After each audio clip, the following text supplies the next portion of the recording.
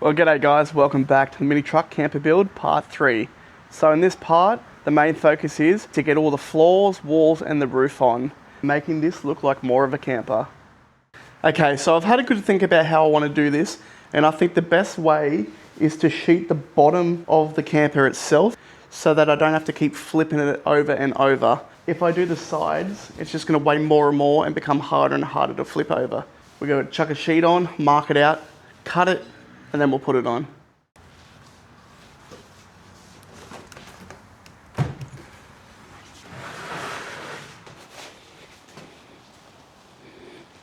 Whee!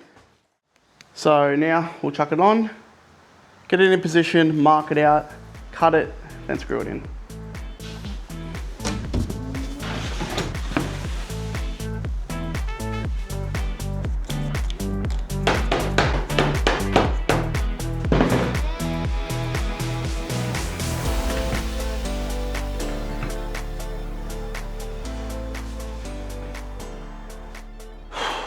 The weather at the moment is so temperamental.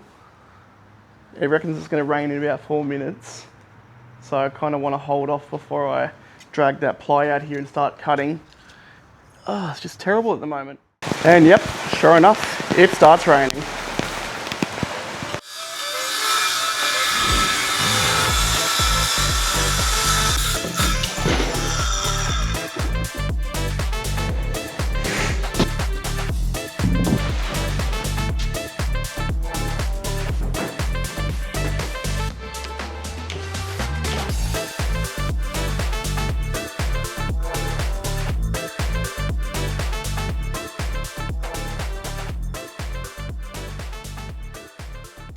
Okay, so one side of the floor is done, and as you can see, there's obviously a gap here. So yeah, looks good so far.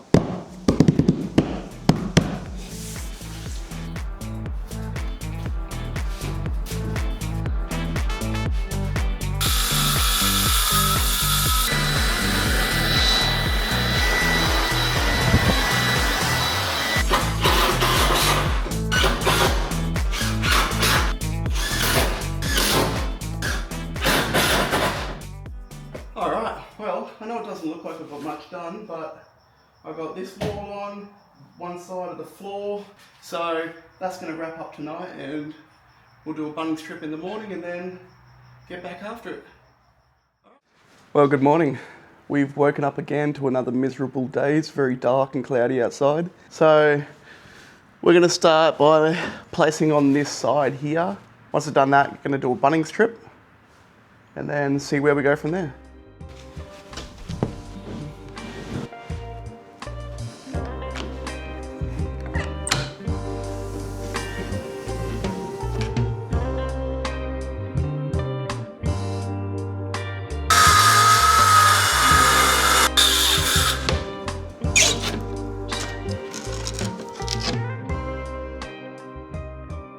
Okay, well, off the bunnings now, and we're gonna grab three 3-meter length of aluminium T-joins, and that's what I'm gonna use to connect the pieces of timber together. So I've done the measurements and I should only need 3, so fingers crossed. Okay, so we're back from Bunnings, got all my angles and a couple of other bits and pieces I needed. So now we're gonna chuck this side back up, clamp it down, make sure that it all lines up, and then we'll start screwing.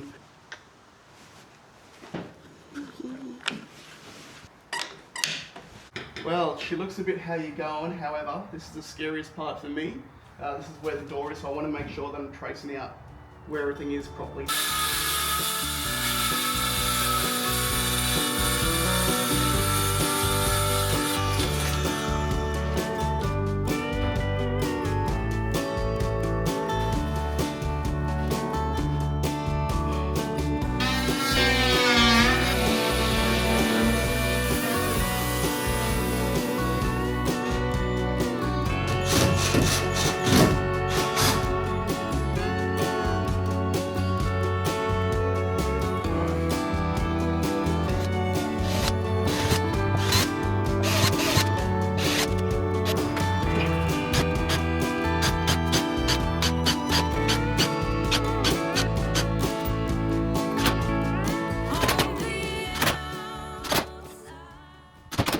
Well, the door itself went pretty well.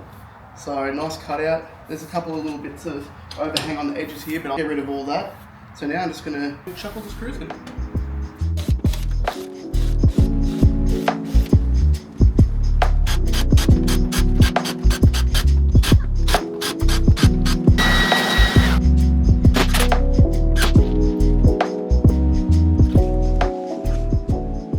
Come back today and we're going to start working on the sheeting the other side of the door, make the cut, screw it all down, put it back in, and then we'll have to make some adjustments for the door itself. Okay.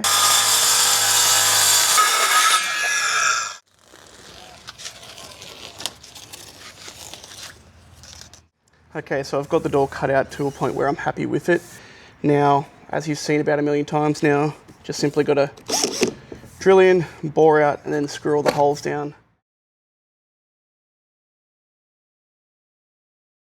Okay, the door is in place. We now have a functioning door. Closes nice, up and straight. So yeah, we'll pick back up tomorrow. Today we're back and we're trying to close off this gap here all the way along the camper. And in order to do that, I'm going to use this aluminium piece of T-section, and that'll go underneath and join the pieces of ply together.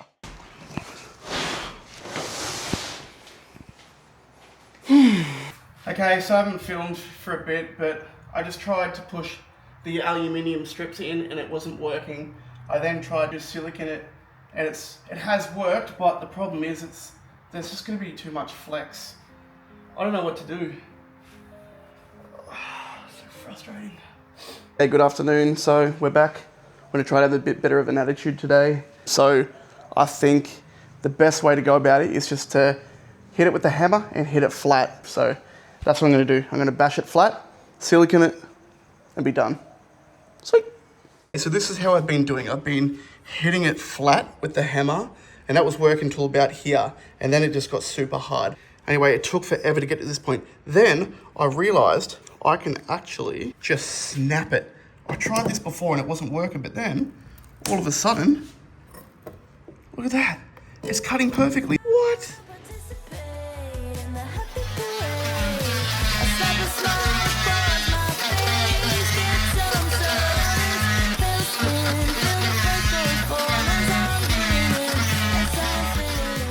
Well, I've gone around and filled all the holes. I've cut this nice and flush to the plywood here. I've got to fix up a few little blemishes here, but I'll do that with putty. That's probably going to do me for the night. I came in for better attitude, so yeah, good, happy. Sweet, so we're just going to look at sanding it back now and then getting it prepped for painting. So that's going to be pretty much the focus of this afternoon.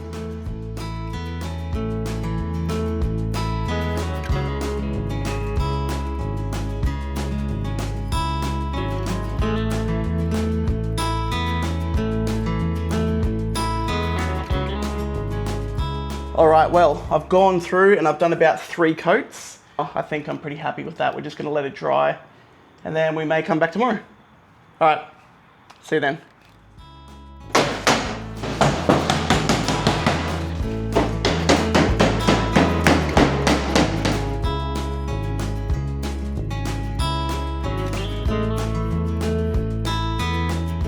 Okay, well, this wall here is all connected. We obviously have the T-brace through the middle. What I'm gonna do is I'm gonna waterproof it, but then I'm also gonna put down some of this waterproofing tape that'll go over top of it, and hopefully that'll blend it in when I finally paint this thing entirely. So all I need to do now is go along and silicone everything both sides just to make sure that it's fully waterproof. And then yeah, we'll be done.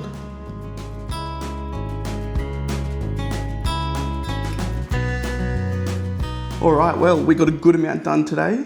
So tomorrow, the main focus is enclosing this part here, and then the camper will be fully enclosed. This is really exciting, so pretty happy with how I've gone. Alrighty, well, I've spared you all the boring details and I've gone through and put this last piece of the puzzle on. So it is on, this now is fully contained. So what I need to do now is grab my router, route this all the way around so that it's nice and flat.